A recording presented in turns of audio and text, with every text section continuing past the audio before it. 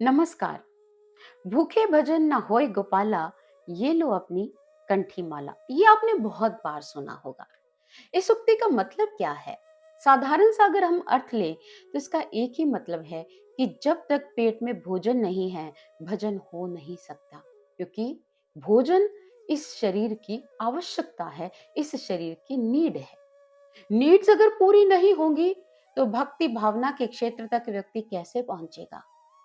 Needs का मतलब क्या है? जरूरत। आइए चर्चा करते हैं। कैसी नीड? नीड्स अगर देखी जाए दो तरह की नीड होती है। जैसे एक होती है डेफिशिएंसी नीड्स, एक होती है ग्रोथ नीड्स। डेफिशिएंसी का मतलब है अभाव। अगर एक भूखे व्यक्ति के पास भोजन का अभाव है तो ये उसकी डेफिशिएंसी नीड हो जाएगी। एक व्यक्ति के पास पहनने के लिए वस्त्र नहीं है, ये उसकी डेफिशिएंसी नीड के अंतर्गत आएगा।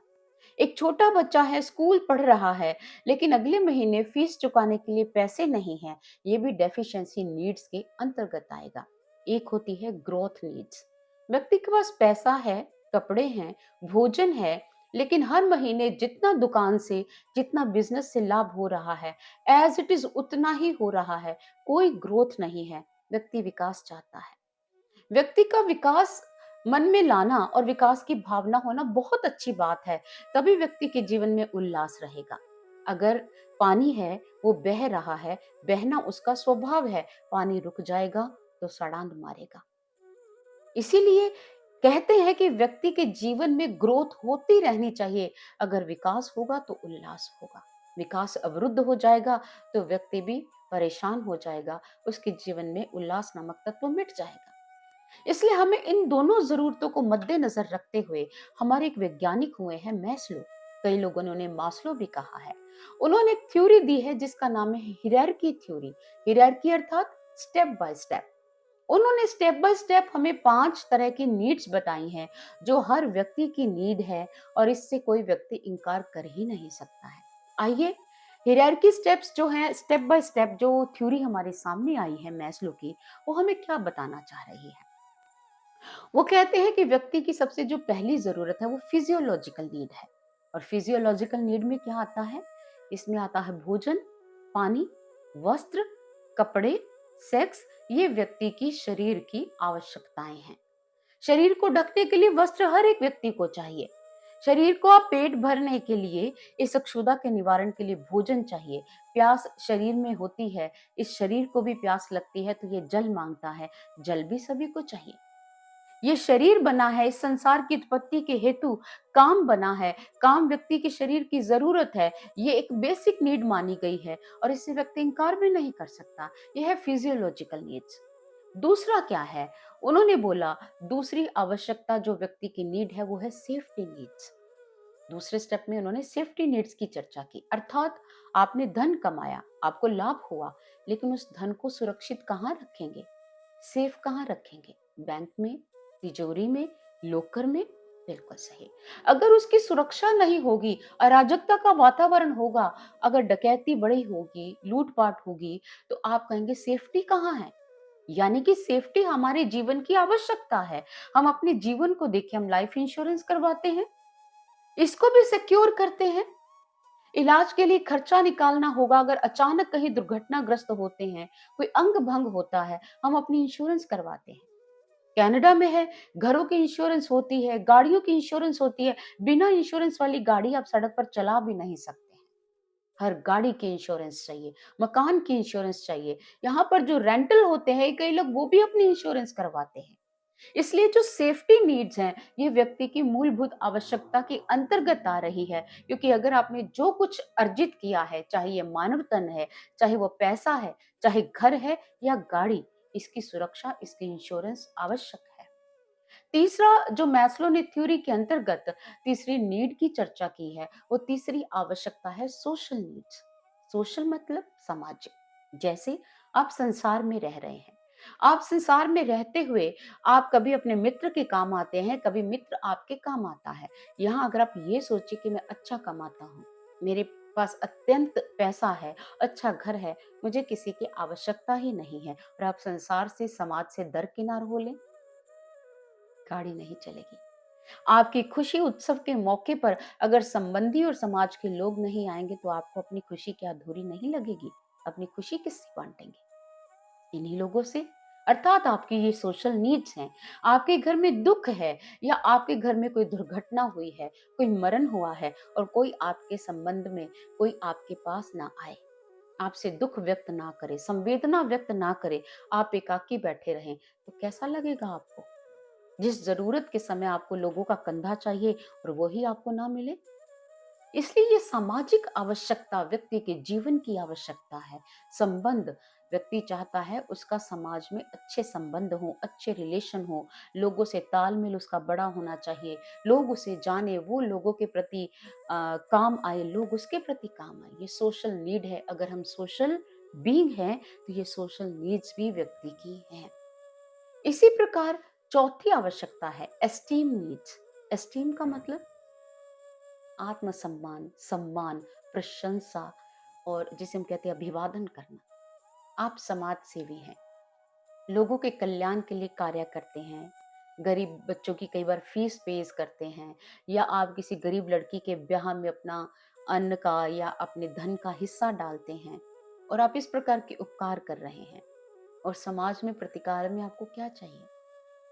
स्टीम, सेल्फ स्टीम, आत्मसम्मान बना हो आपका। समाज में आपका निरादर ना हो, आप अच्छे कर्म कर रहे हैं, एक सम्मान बना रहे, इज्जत बनी रहे, क्योंकि समाज में अगर जीना है तो इज्जत के साथ जीना है, आत्मसम्मान के साथ जीना है, गुलाम होकर नहीं जीना। और आत्मसम्मान बना तभी होता है जब हम अपने आत्मसम्मान को सुरक्षित रखेंगे, जब हम लोगों के काम आएंगे, जब हम किसी के तलवे ना चाट कर धर्म न्याय के साथ चलते रहेंगे। तो ये सेल्फ एस्टीम व्यक्ति की आवश्यकता हो गई है। इसके बिना भी व्यक्ति जी नहीं सकेगा, क्योंकि अगर आप 10 साल 5 साल समाज सेवा के कार्य कर रहे हैं और आपको कोई पूछे भी ना, मैस मीडिया आपके पास भी ना फटके, समाचार पत्र कहीं कौन है वो व्यक्ति, वो कहेंगे इतने समय से मैं काम करवा रहा हूँ समाज में, हम मुझे नहीं जानते। जब ये वाक्य आपके मस्तिष्क में आ गया कि आप मुझे नहीं जानते, इसका मतलब स्टीम आपकी नीड है, सम्मान आप चाहते हैं, ये आवश्यकता है। पांचवा, पांचवा जिसका नाम रखा है मैस्लो ने, सेल्फ एक्चुअलाइजेशन। उन्होंने इसे भी नीड में शामिल किया है। कैसे? वो कहते हैं कि आत्म साक्षात्कार इस शब्द को लेकर बहुत से लोगों ने बहुत से व्याख्यान दिए हैं। उन्होंने शुद्ध शब्द में कहा, अगर आप ह्यूमन हैं, ह्यूमन बीइंग कहलाते हैं, तो आप सेल्फ एक्चुअलाइजेशन आपकी नीड है। अब उन्होंने ये बात कही है, आइए इसकी गहरी व्याख्या की ओर चलते हैं। ह्यूमन का अर्थ क्या है? ह्यूमन ग्रीक भाषा का एक शब्द है, ह्यूमस से बना है जो, इसका अर्थ है मिट्टी, इसका अर्थ है पृथ्वी। लेकिन ह्यूमन के साथ जो बीइंग शब्द लगा है, बीइंग का मतलब क्या हुआ? हो रहा है, होना, यानी कि ये शरीर के अंदर जो कुछ हो रहा है, जो क्रिया घटित हो रही है, चाहे वो पाचन क्रिया है, श्वास क्रिया है, रक्त संचालन की क्रिया है, या आंखें देखने का कार्य कर रही हैं, या कान सुनने की क्रिया कर रहे हैं, या मुख बोलने की क्रिया कर रहा है, किसकी वजह से? उस बीइंग, उस आत्मा की वजह से। इसलिए मैस्लो कहते हैं जिसकी वजह से ये सब कुछ हो रहा है शरीर के अंदर, वो आप नहीं जानेंगे तो समझ लो आपका मन अशांत रह जाएगा। ये आपकी आत्मा की जरूरत है कि आप उस तक पहुंचे। कैसे?